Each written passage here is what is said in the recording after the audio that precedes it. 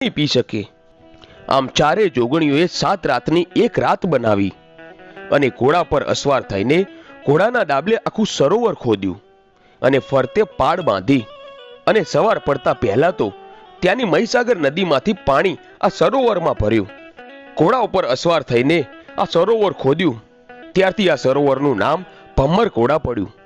સરોવર બનાવ્યા બાદ ચારેય જોગણીઓએ પોતાના શરીરનો મેલ ઉતારીને એક પૂતળું બનાવે છે. પૂતળું બનાવ્યા બાદ ચારે જોગણીઓ ભગવાન શંકર પાસે જાય છે અને ભગવાન શંકરને કહે છે, હે ભોળાનાથ, અમે આ પૂતળું બનાવ્યું છે, એમાં તમે પ્રાણ પૂરો. શિવજીએ આ પૂતળામાં પ્રાણ પૂર્યા.